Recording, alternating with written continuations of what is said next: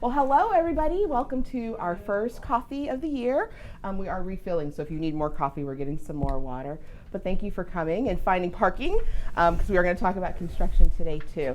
But we are happy to have you. Typically, I do hold a principal's coffee each quarter, and we do record all of them. So hello everybody that's watching either later or at home. But we thought that for the first one, because our team is also a little new this year, that it would be great to have all of us at the first principal's coffee. And I'm a little upset because they kind of texted each other on the memo, but I'm joking. They actually didn't. But I would love to have them.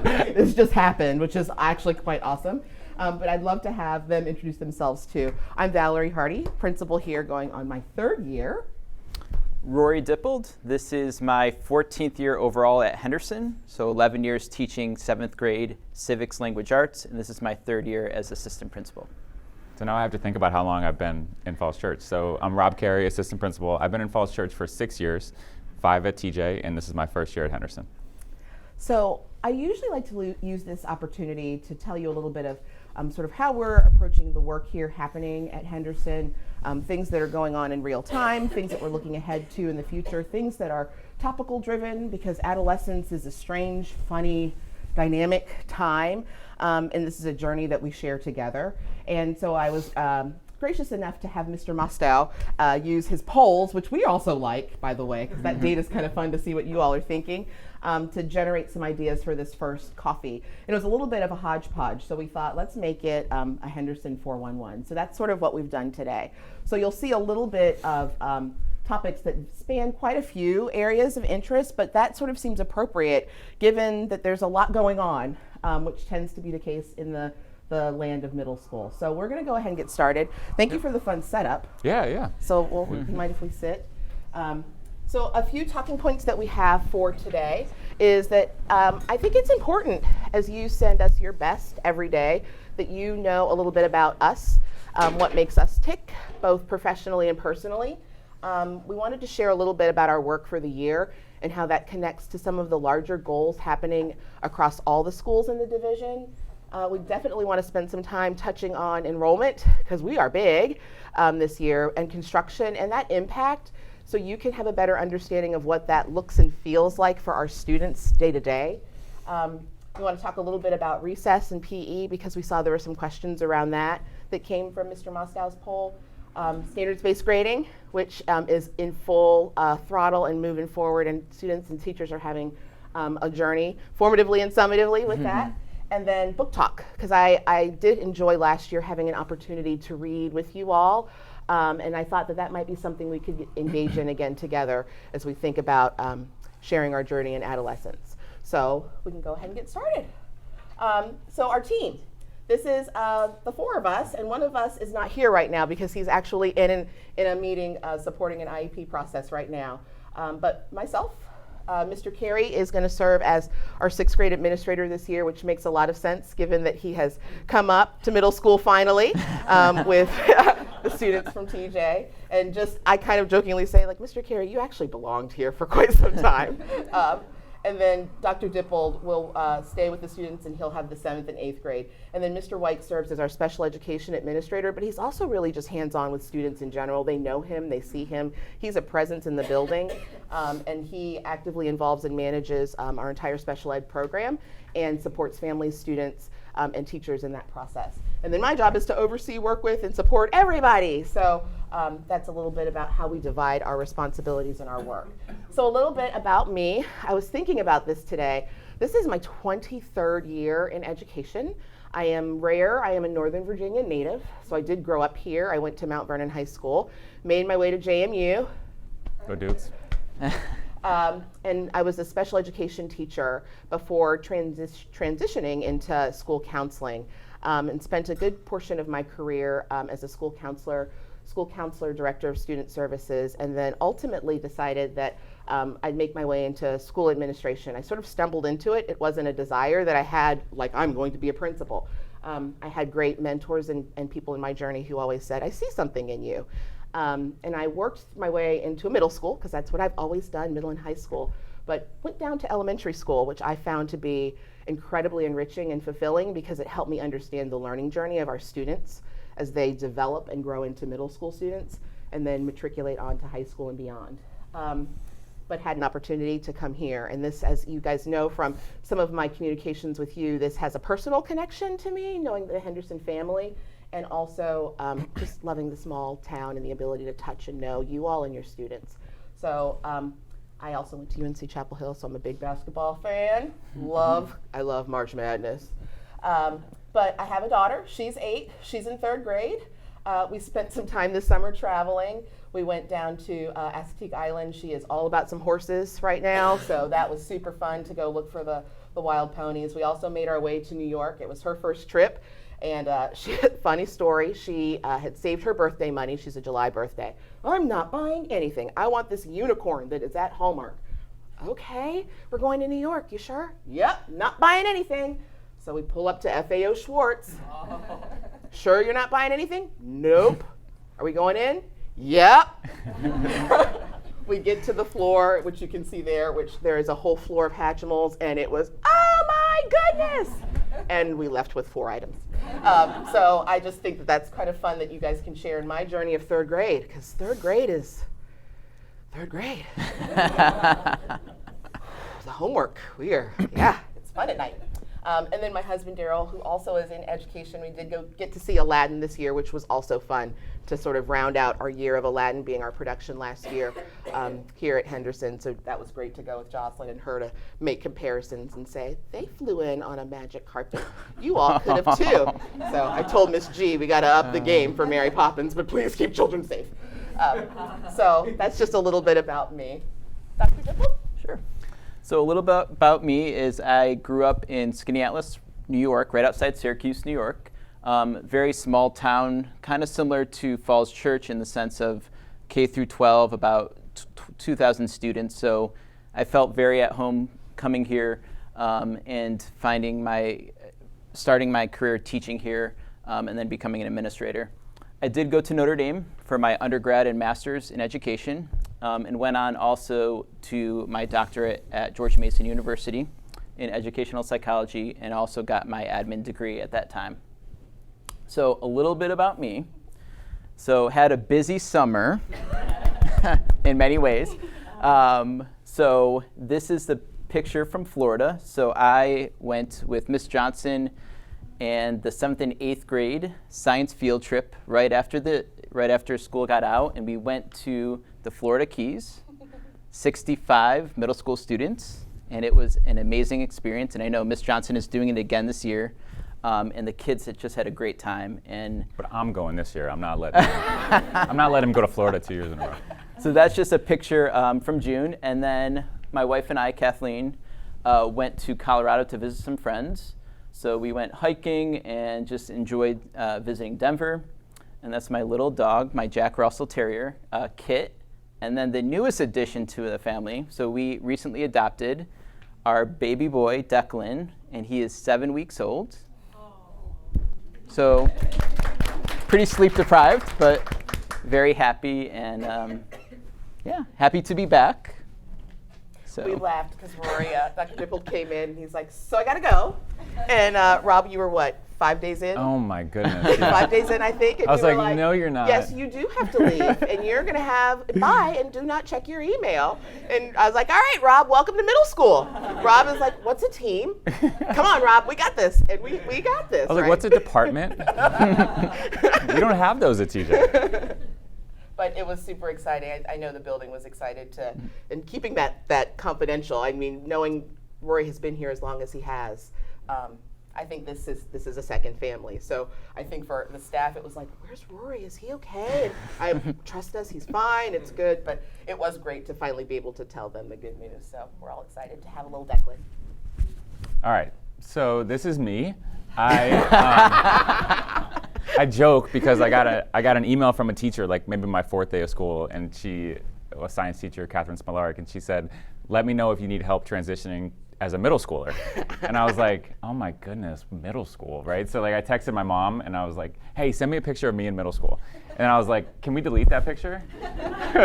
Like, look at those glasses, oh my goodness. And so I showed the whole school this, they all laugh. And then, so these are my kids, Miles and Ava. I actually taught some of your kids when I think Ava was born. And so she's 5. She's in kindergarten, and Miles is in 3rd grade. Again, 3rd grade. Yep. So we fight all morning about putting our shoes on, and finish your breakfast, and can I be done, and all the stuff you guys deal with. And I wrote on the bottom, I'm an actual jungle gym, because they climb on me all day.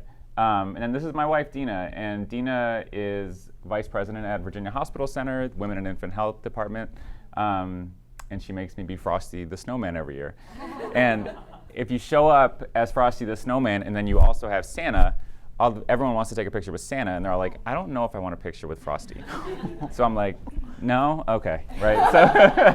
So they're all like, we'll take Santa. So I'm also a JMU grad. I'm also from here. I went to Yorktown. I'm from Arlington. So Valerie and I have that in common.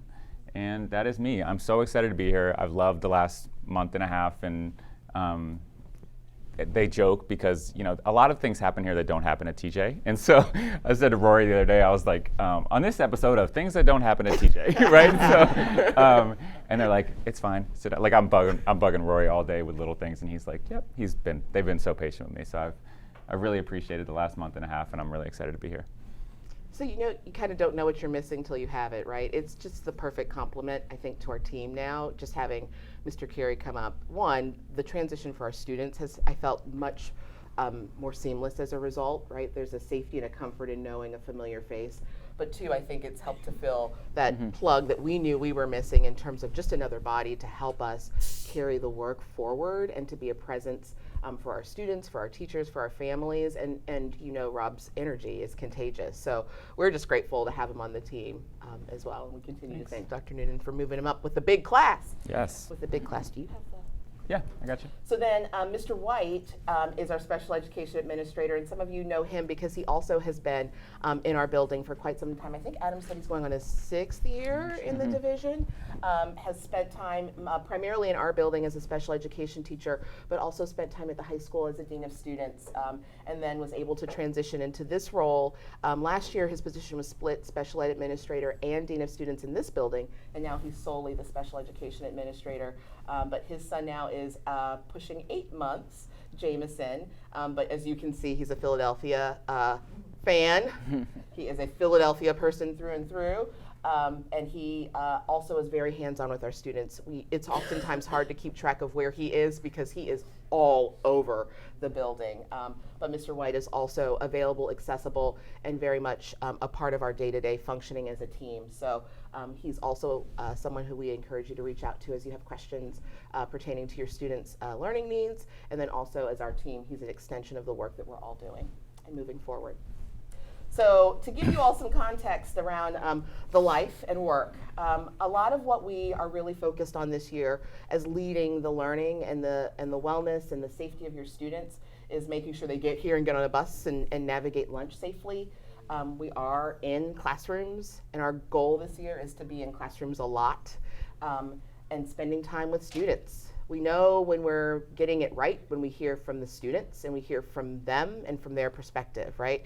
And I say this with love, parents, right? You all get a story, our teachers get a story, and the students tell us a story, right? Mm-hmm. And we know we've hit the instructional mark when we hear it from the students and what they've mastered and they can comprehend and they can give us in real time. So for us, that's helpful in being able to reassess and evaluate where we are in terms of our goals. Student interventions as needed, that could be preventatively, sometimes it's reactively. Planning meetings, so that could be individual meetings with you, it could be individual meetings with students, instructional meetings with teachers and teams. You'll hear a little bit more about this as we talk about standards-based grading, but our teachers do meet to talk about student needs, to talk about curricular needs, and just day-to-day programmatic and operational needs. Needs for you all, the community. Division meetings, we meet quite frequently as larger leadership teams and also with our colleagues both at Mason and then also at TJ. So being in the middle, we kind of do a little of both. And then obviously the stuff that we put at the bottom, right? Phone calls, it's part of the work. But our goal is really to keep the other parts of the work as the priority and the focus. And we know sometimes that's a delicate balance. So we wanted to share a little bit of that context with you so you can kind of see how we do the work in real time. So what this is our crack at our 3 goals this year.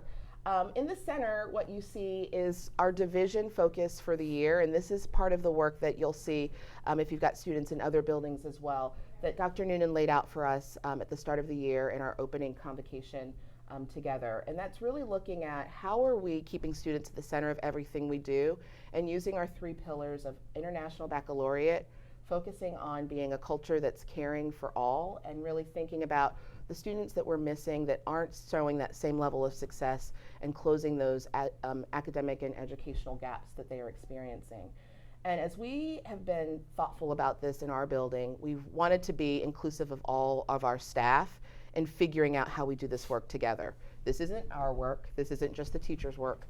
This isn't just work that's done in isolation, right? Our support staff, everyone, helped to shape these goals. So at the start of the year, we looked at what did we sort of set as our goals last year, and where did we not meet those goals, and what do we need to do to either continue, modify, or go deeper.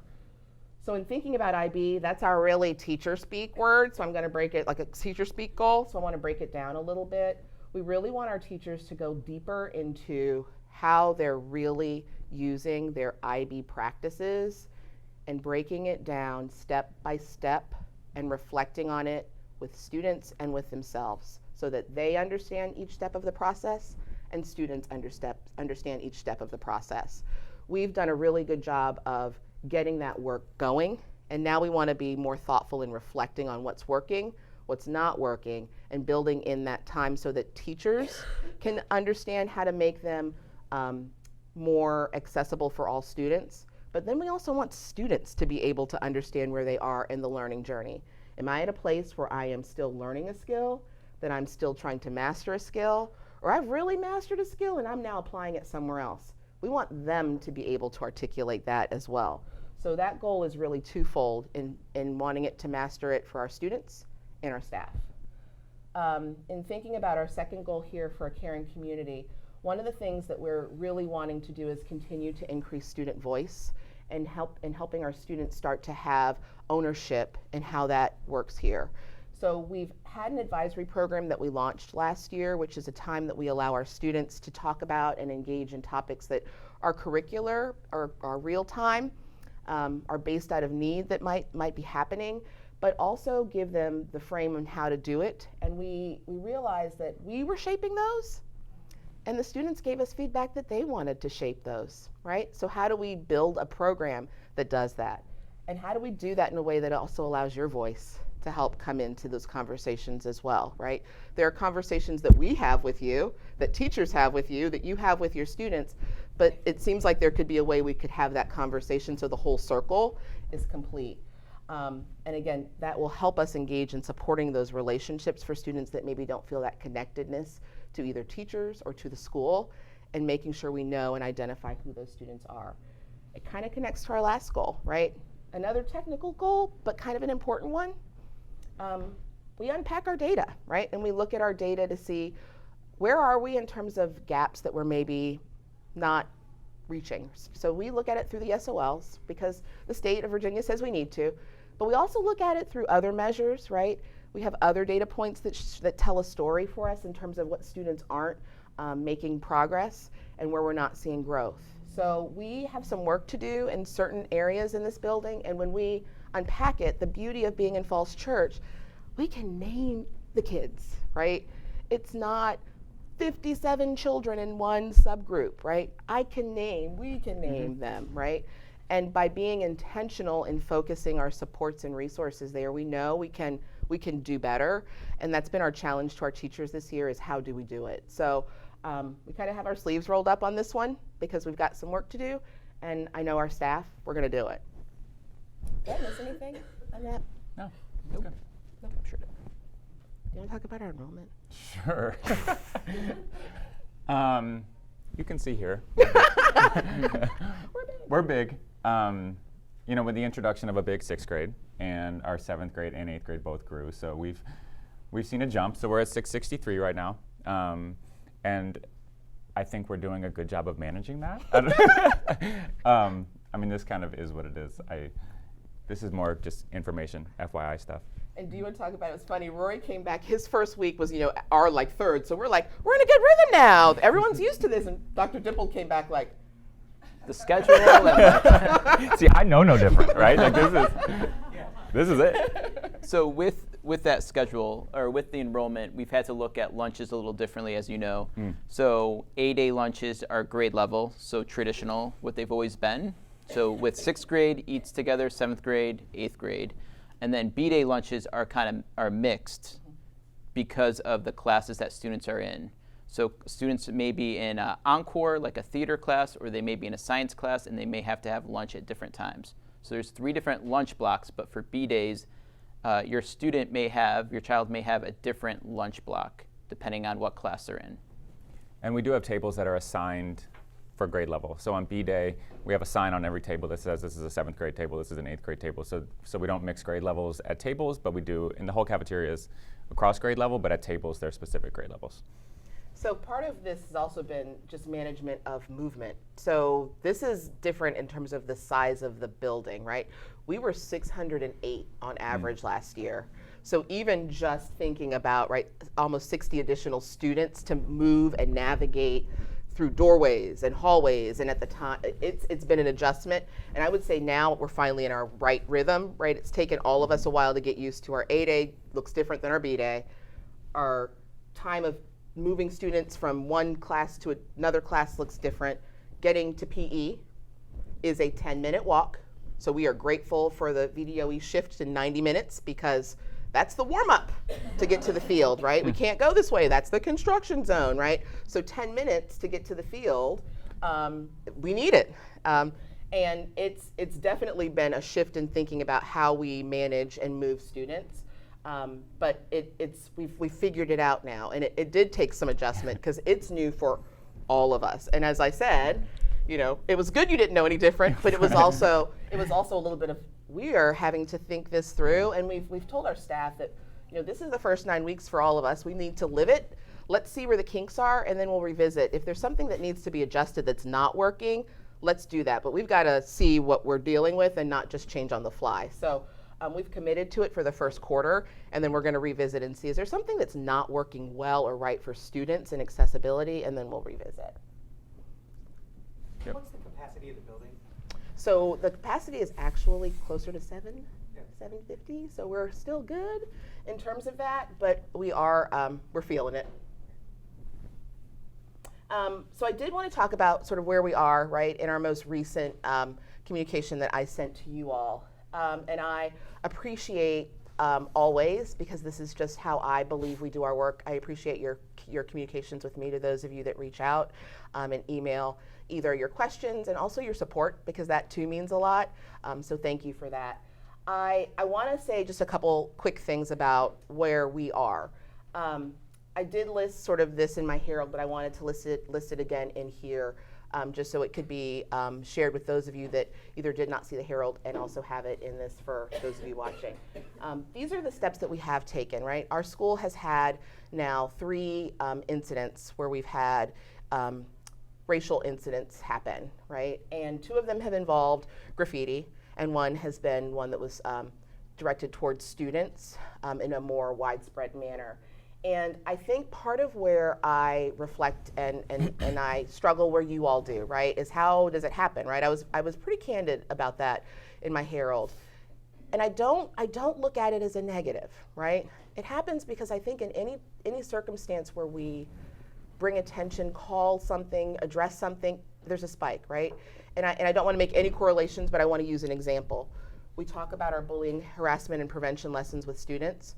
The next week we have a spike in reports, right? Because we've made students aware on how to report, how to use, how to address, right? So there's some correlation in that when you name something, there's naturally an increase because we brought attention to it. Mm-hmm. Where I live in the land of I'm glad we're here is we're not going to stop talking about it, right?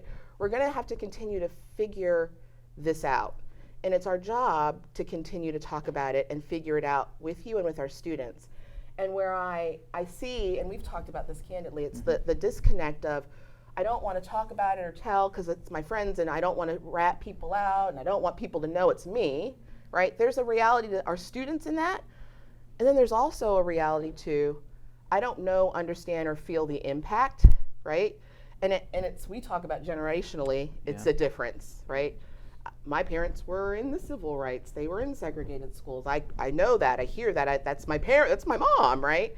And we're losing some of that real life connection. And so we continue to think about how do we make it real for our students? And then how do you have the conversations, right? Because just talking about don't do it, just saying you can't say this because it's a bad word, isn't going to help it make meaning in the right way. And so one of the things that we did early on at the start of the year, you have the clicker? Oh yeah, sorry. We probably have to click the link, is to bring into our advisory lessons, again, a different approach, right? How do we help our students and our staff have these conversations in real time? We're a school, and we can talk about this in the context of history. We can talk about this in the context of what we do, right? And it was a great opportunity to use Mary Ellen Henderson's birthday, right, as a launching point to have some of these conversations. So what we did during our advisory on September 18th was obviously talk a little bit about her birthday prior to getting cake and cupcakes and ices. Thank you, PTA. Is we showed a little video of sort of the life of Mary Ellen Henderson, and then every classroom, students walked through these questions, right, with their teachers to reflect on, right, what did you see, what do you learn, what does that look like, and how can you take those actions? We have to engage in the conversations, right? So how do we make that connection for them to something that happened historically, meaningful, impactful, the name of your school, but then what does that look like, and how does that look like now, right? What does that look like to you now? That helps to bridge, right, the conversation and make it a little bit more meaningful for students. And we can't do it alone, right? It's conversations that we have to have as a community. It's conversations we have to have together, and we have to do it in a way that makes students feel safe. So I don't have a magic recipe, right? I don't think any of us do. But I think we all come at it from the lens of we're trying to figure it out together, right? And so I appreciate your help. I appreciate your thoughts on how we do this together. It's a lift that we all have to carry, and we're going to continue to kind of be committed to talking about it and addressing it as it happens, because that's our charge with everything we do educationally. Okay. Quick question, and then we'll move on. Quick question. I wasn't aware of the third situation you were talking about where it was directed at students. That was in the fall of last year. Okay. Yes. So as we think about our building, and we think about other topics that sort of rose up from our question poll, this was one that we knew was going to be an operational challenge at the onset. As you can see from our fencing and construction, we live in a new reality and a new configuration, and it was certainly quiet this summer as a result, but it also meant trying to figure out what to do with 663 bodies now that are here. So I know having you come in, Mr. Carey, was actually a gift in thinking about like different ways to look at how we can engage kids during recess. Do you want to talk a little bit about?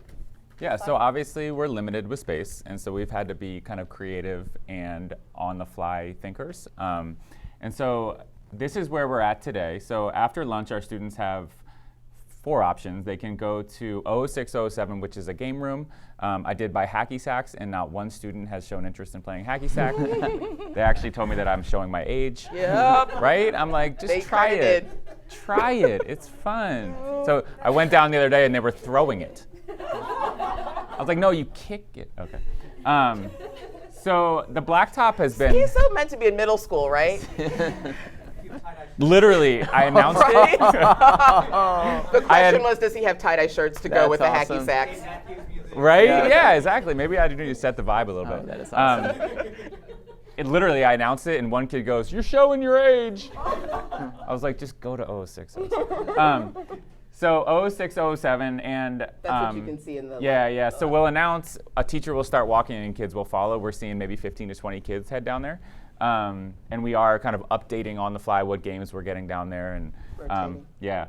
Then we have the blacktop, and the blacktop was kind of our hot button. We didn't really know exactly how many kids could comfortably fit on the blacktop. So we started with 40, and we quickly realized that there was more demand than 40, and we could accommodate more than 40. And so with the introduction of the library, so kids have always had the option to come up to the library during recess, and 80 kids can come up to the library during recess. So that really took kind of a weight off. Once we got our one-to-one computers out, that made the library available during recess. So once we had the introduction of the library and 80 kids could come up here, we can send all kids that want to go to the blacktop to the blacktop. So any kid that wants to go to the blacktop, we have the capacity to do that. They know that. When I announce it, I say all students are welcome. Anybody who wants to go to the blacktop can go. So there's no more, we have to stop here. None of that anymore. That was a hot button topic at the beginning of the year. Yep, with kids and with parents, and they were saying, my kid wants to go. They feel intimidated to go. Not anymore. Everyone is welcome. And then, yeah, go ahead. Can I just make one request about that? Sure. Is there a way to get some more goals? So we're looking into more. Restate the question. You Yep. have to restate the question. I should say. Yep. So the question is, can we get more equipment to recess? And yes, we're doing that, and we are looking into painting more Foursquare courts. So right now we have 2 Foursquare courts. There is major demand for Foursquare here. Foursquare is the thing. Unlike anything I've ever If you seen. did not know, it is. I told I you. mean- I told you. Be surprised. See, it's generational. It is the new. It's generational. It's generational. Mr. See, Carey that's was the like, one thing. what is Foursquare? I was like, I need to oh, take no, notes. there is the competitive Foursquare line, which Mr. Vu gets in, and then there is the Foursquare line, which is just like for fun. I've never seen this before. At That is TJ, Foursquare. they're just like playing Foursquare. no. Then they It's high the five. thing. Here, it's like, nope, absolutely not. It is the thing. Question about the blacktop too. Is Yeah. it just the blacktop or is the playground still? The playground's so, gone. So this is a question Yep, I I guess gotcha. I have because I have a daughter and she's Yeah. like, well, it's all the boys that go out there. And Yeah. I mean, I played Foursquare as a kid, but that's clearly not her thing. And I'm curious if there is any thought about, I don't know what you see sort of gender on the blacktop, but my kid reporting is it's all boys. So- Take it with a grain of salt. Whether there's any kind of thought about ways to make it more friendly for kids who may not want to be in Sure. the Foursquare line. I think we can creatively think about that. I will say that so the question was, we're looking at gender, like are mostly boys going to recess on the blacktop compared to girls? I don't have the data, I don't know, but when I'm out there are absolutely girls out there. And I see girls out there most recesses, but It's boy heavy. yeah, I would think it's boy heavy probably. It is boy heavy. Yeah, and so I think we can look at ways. We can talk to some of the girls and say, what would you be more comfortable playing out there? And that's something we can do, absolutely. Thanks for that feedback. So we are looking into more equipment, and we are looking into getting more Foursquare courts painted. 2 things on the horizon too, as we've been evolving this year and taking the feedback. We are adding in the library. Ms. Vogel has always had like puzzles Oh, and yeah. games that happen up here as well that are more logic based. But Ms. Leahy, our math specialist, is also going to sort of do some like quick daily challenges because we've had students that have asked about like, can you do some things like that are quick and easy in the library as well? So she's working on getting sort of like a challenge of the day corner set up in the library during lunch. So that'll be fun. And then our school social worker will be reaching out, and I'll send that in my future Herald around sort of lunchtime mediation or quiet time, like reflective time that students can use. Some students have asked for like yoga at lunch, and so we're looking at how we can find space in a way to incorporate that as a weekly opportunity as well. So we're continuing to think about ways that we can evolve and make it meet the needs of all students. Yep, and then we have that kids can stay in the cafeteria. They can, and they can stand up and go socialize with friends that are staying in the cafeteria. They like that option. They do. So that is where we're at with recess. We appreciate the feedback that you've all given us. We've heard it, and we're trying to make some changes. And yes, Rahini. Is there a long-term plan to have some playground equipment back? So my understanding is next year we're going to be looking at a different plan because obviously the construction will move into a different phase, and so we'll have to evolve and look at what that looks like. I do know that the location of where the outdoor access will need to shift because the construction will need to eliminate that space to connect the 2 buildings. So stay tuned. Stay tuned. But we do get some. There will be outdoor space. Dr. Noonan is very committed to there always being outdoor access for our students. Okay. Yes. Good. Yep. So this is fun, right? Because there's going to be a great new building on the other side. But this is a little bit of what we're living. The noise is really not bad, as you can kind of hear. During the day, this is what we live. And the traffic actually isn't as bad as I was anticipating either throughout the scope of the school day. But it is sort of fun to sort of be able to watch this in real time for our students as well.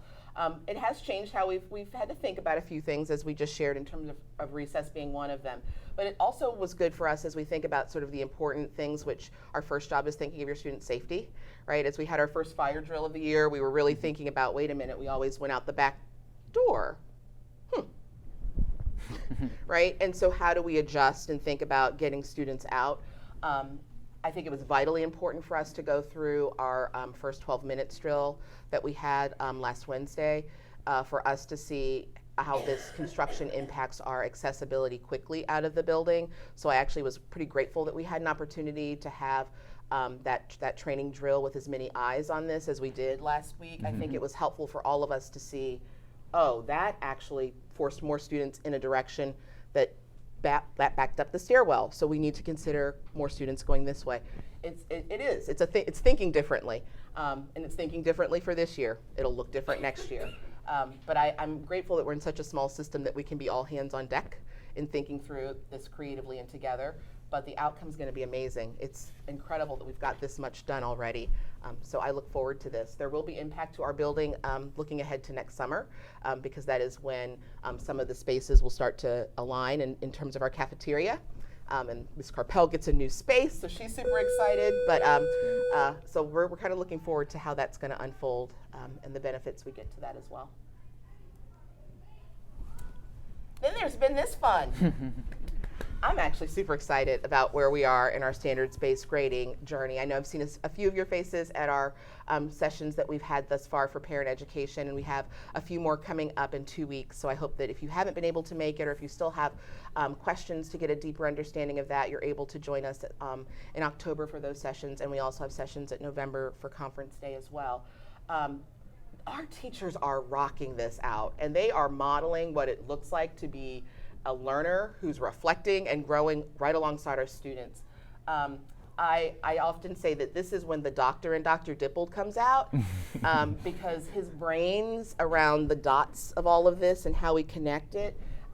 Rob and I jumped in and we were like, we got all this and we understand it from the big picture level. And Dr. Dippold came back and he's like, so the Schoology part and what are parents seeing? And I was like, yeah, those are the questions that keep coming up. And Dr. Dippold's like, yeah, we'll just do this, this, and this. And we're like, oh. Thanks, Dr. Dippold. But I do think that it's been amazing to watch our teachers think of assessment differently. It's been fun to watch our students look at assessment differently and to listen to their language change. I think we all have popped into different classrooms. I think we actually went into 2 different science classrooms on the same day. But it was so amazing to watch and listen to the students explain their understanding of their learning and demonstrate it in a way that was not traditional, right? And for them to say, oh, so what's our next unit going to be? And is that formative going to be homework? Is it something that we need to, that we'll see and we'll get feedback on? And we just listen kind of with that pride of like, wow, it's coming together. Do you want to talk a little bit about sort of where we are in the process with our teachers too? Sure. So we do have cohort 1, as you know. And I have the cohort 1 includes in Encore chorus, art, PE, and facts. 6th grade is science, lang, and lit, so language arts, and the wheel.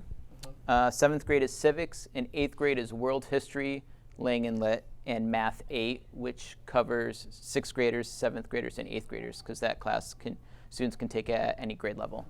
And kind of the overarching theme, kind of going on what Valerie was talking about, is the why behind it is that we're looking for a way to accurately represent what students know, understand, and can do.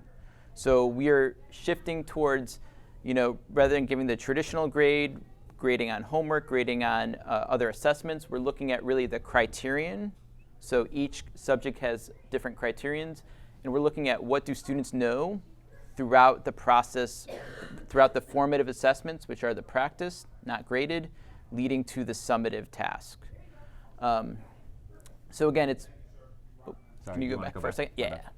So that's the accurate piece. And then the equitable is sort of what Valerie was also saying was we don't want just a snapshot of, we know that all students learn differently. So we really want to honor that and know that teachers are to support and give that feedback. And some student may get it the first time, and then that teacher is going to challenge them and say, where are you getting on the 7 and 8? How can you make this improve? And then some students will need the first try, the second try, the third try, and feedback. But we're also building towards this idea of student agency, where students can understand the rubric, can articulate what they know, what they need to do next, and how to get there. So that's really the thing that gets me really excited about this.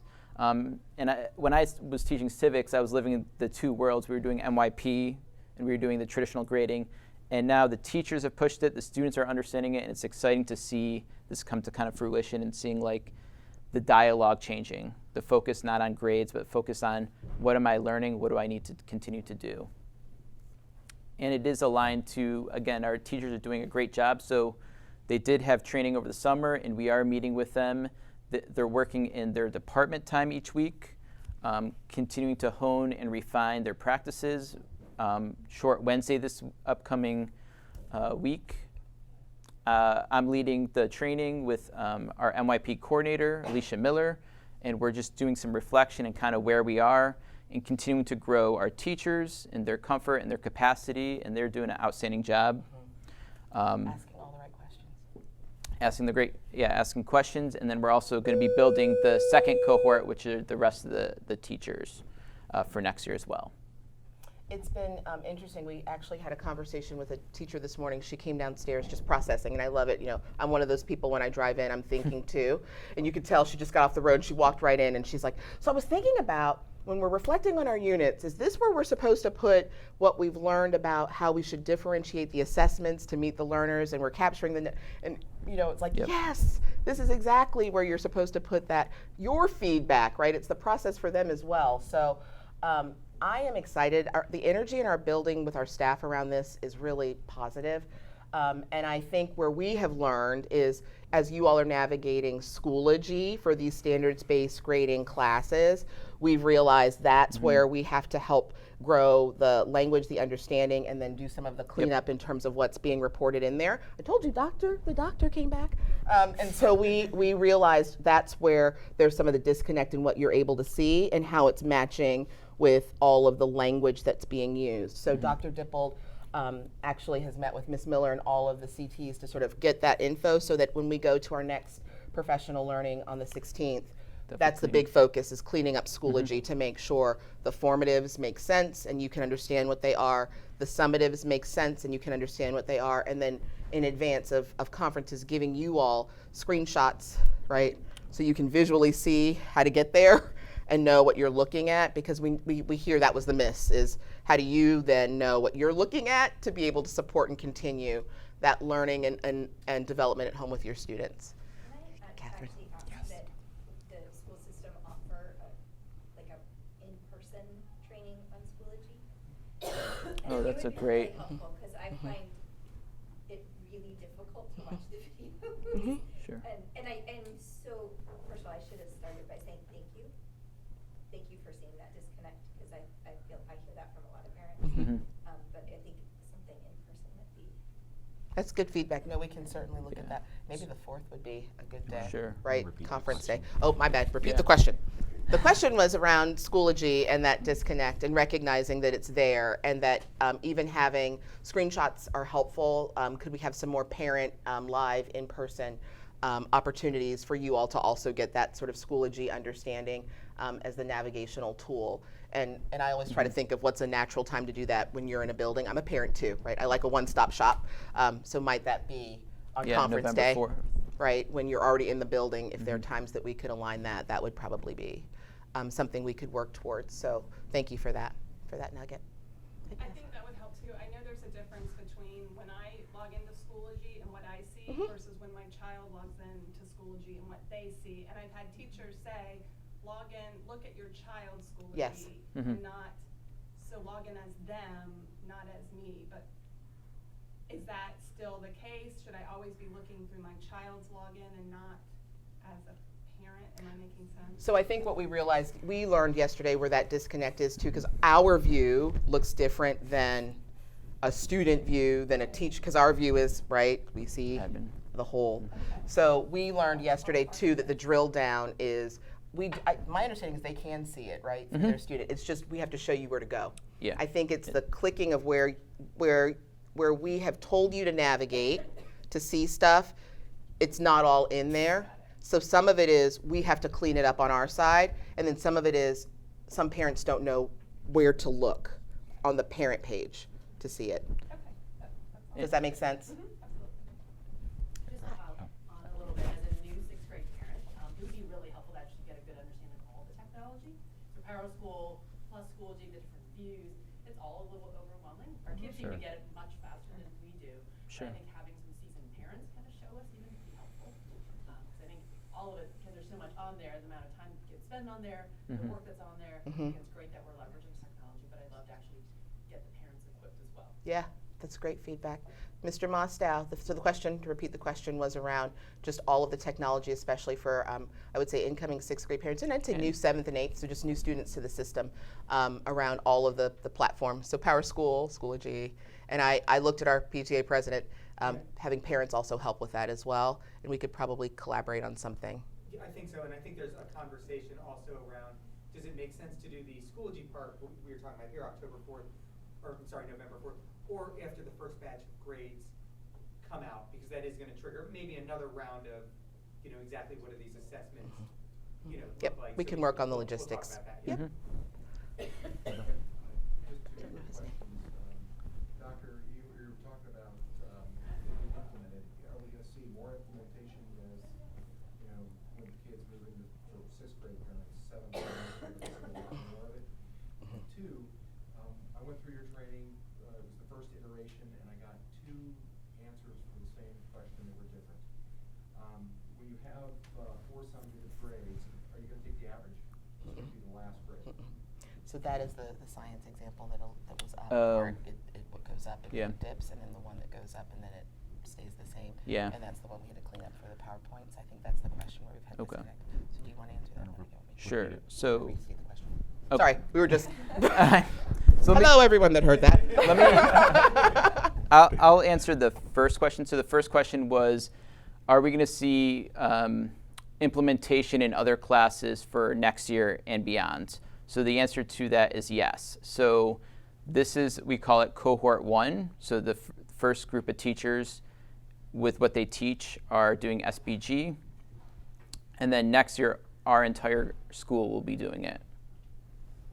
And then question 2. So it's not an average. So the concept of averaging in MYP doesn't really exist, right? It's really mastering the skills and capturing that snapshot of where a student is in time. And I know that in that first presentation, that slide and that graphic were confusing because you saw a rise and then a dip and then a score that sort of represented a 6, right? And it was hard to determine where that 6 came from. The science, yes, we've heard that one. Okay. And part of that is helping to unpack. There are criterion scores that students receive, right? And then there is an overall score. And where we've had to offer a little clarity is giving a little bit more to that, which we've revised in some of our materials that we've presented. If you want to stay behind, I can help walk through that a little bit so I can answer that for you in more depth. And then that is definitely something we go into greater detail in our parent info sessions.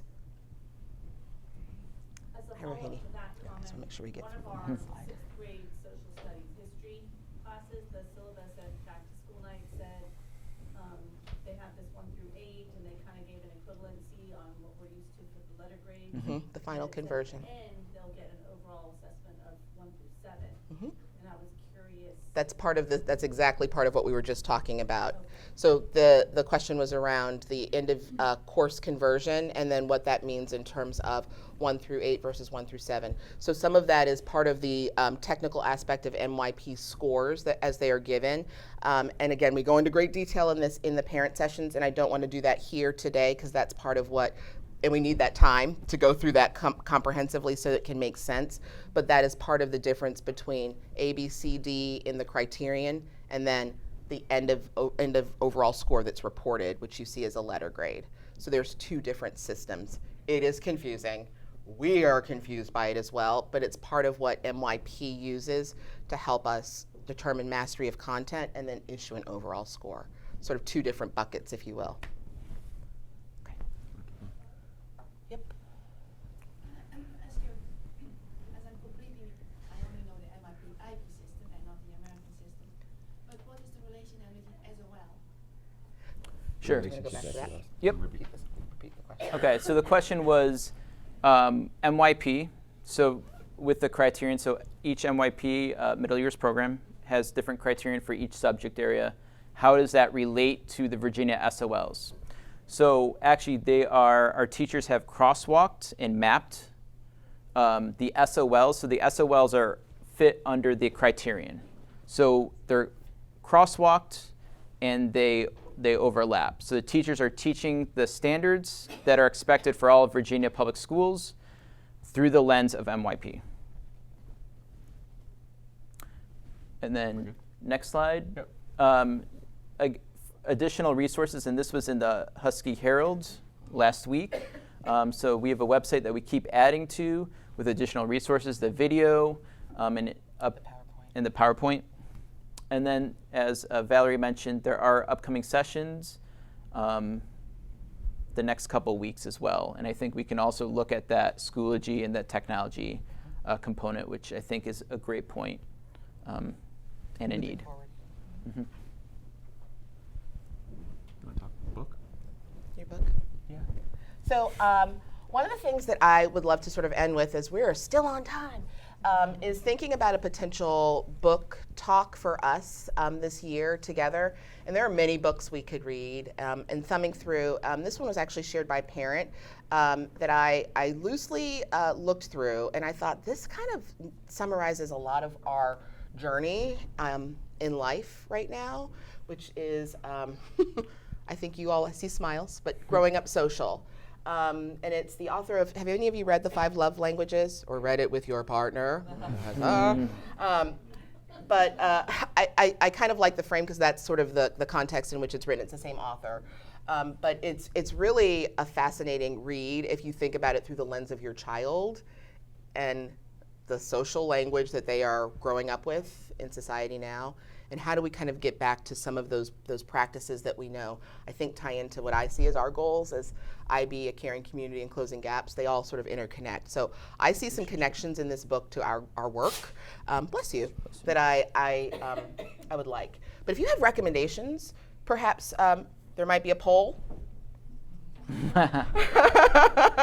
from our PTA. Steven is polls. But I like this book, but I'm always open to other good books that you all have read or have a desire to explore together. But I would love to read a book together and then unpack it together at a future coffee. So if you do have ideas, I think it might be coming out this week in a poll. Or next. I'll do a 2-question poll. Nice. Look at you. Excellent. 2-question poll. I don't know, Steve. On a long weekend. You're asking a lot. That's a lot. Would require, yes, not a binary, do you like books? Oh my gosh, that's awesome. It's a lot of pressure. We're Steve. quickly going downhill. So Do you like quickly yes or going no? downhill. Well, on that note, I do want to say thank you for coming to our first coffee today and for your engagement. And like I said, for your support, for your questions, for your feedback. I very much value your voice because it is a part of our work. And so thank you for continuing to be champions of our teachers, of our school. Your students are amazing. This is a great place to be. Marina, I mean, you obviously have been here the longest, and you stay. I love coming here every day, and I think, Mr. Carey, you coming and hearing this place is amazing. I think it just kind of, it's a good place. So it's a good place because we have great students. So thank you for sending them here. Thank you for being here. Bye. It's great People to see who you aren't guys. here. Bye.